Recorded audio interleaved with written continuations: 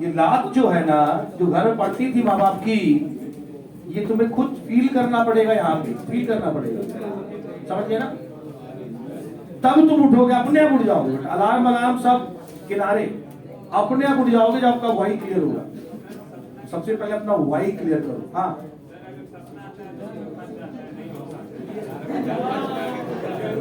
सपना मानता हूं, कई बार ऐसा होता है, देखो सपना आता है, मैं मानता हूं सपना आता है, हर तरह का सपना आता है ना? आपकी एज ऐसी है,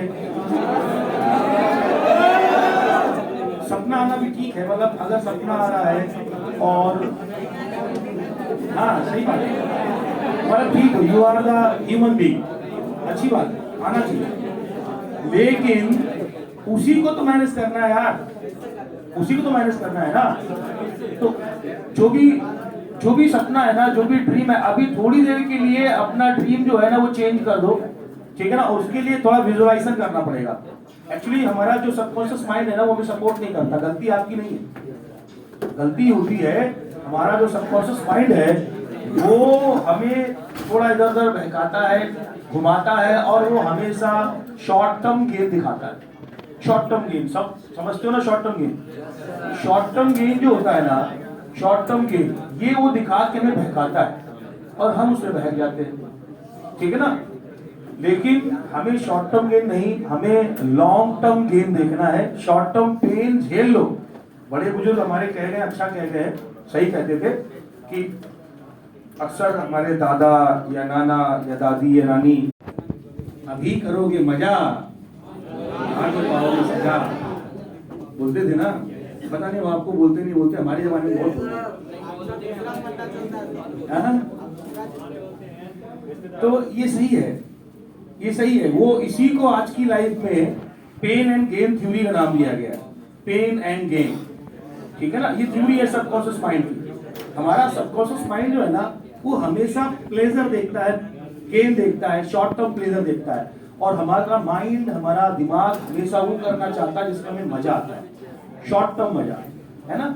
अब ये मजे की डेफिनेशन आप नहीं समझते क्योंकि आप अच्छे हो, ये मजा क्या है ये आपको नहीं पता है ना?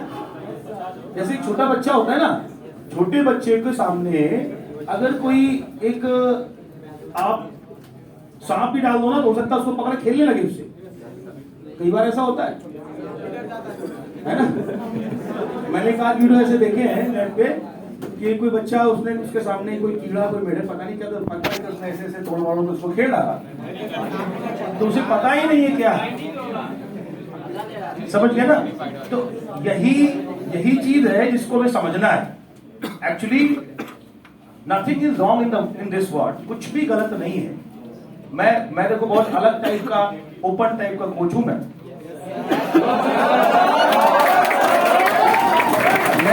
बिल्कुल सही बता रहा हूं, कुछ भी गलत नहीं है इस दुनिया में।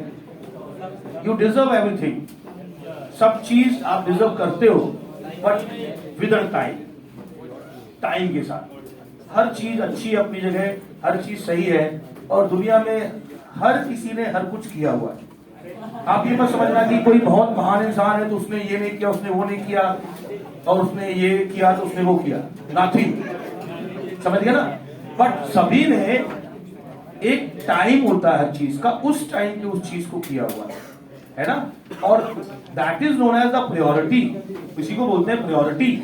और जिसने प्रायोरिटी को पहचानना सीख लिया ना, वही किंग है। प्रायोरिटी यानी सबसे पहले ये देखो कि आपकी प्रायोरिटी इस टाइम पे क्या है ना?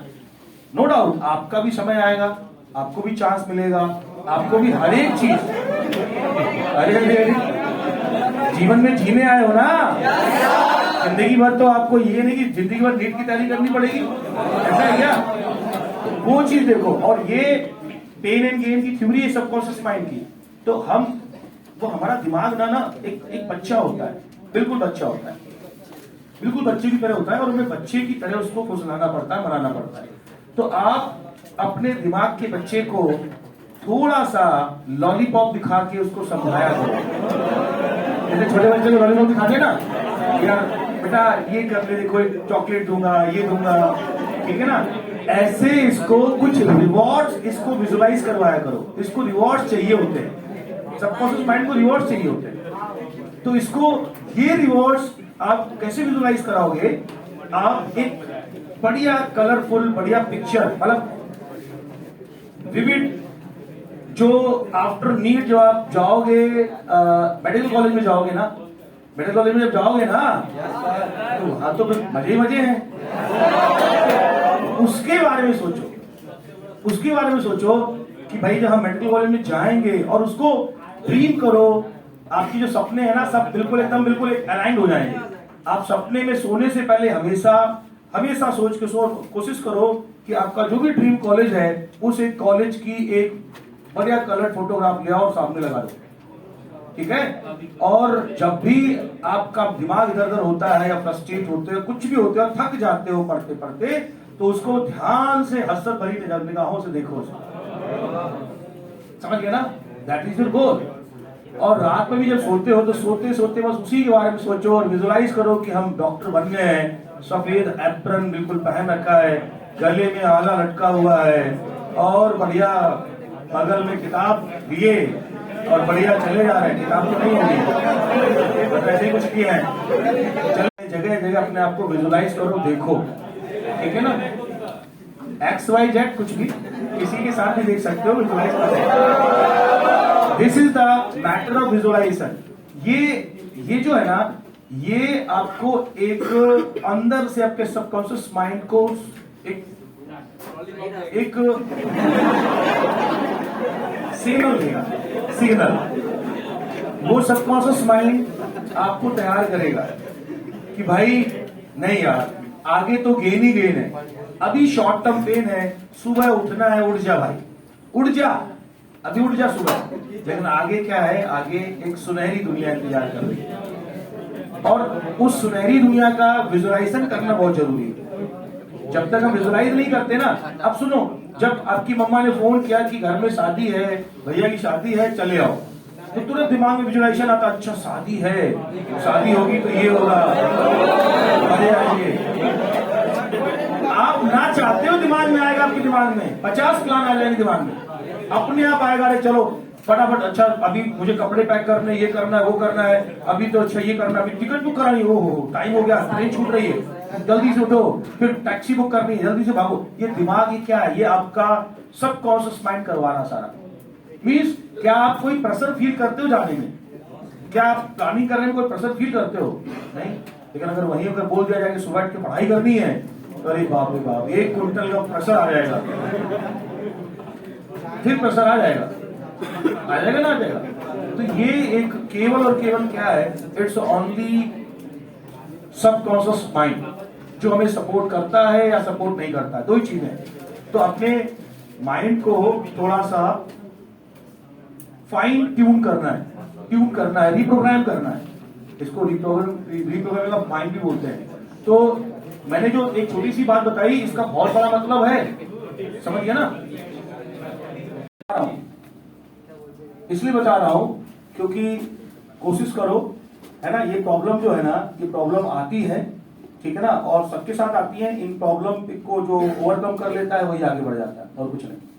सबके साथ आती है, आप कोई नया नहीं हो।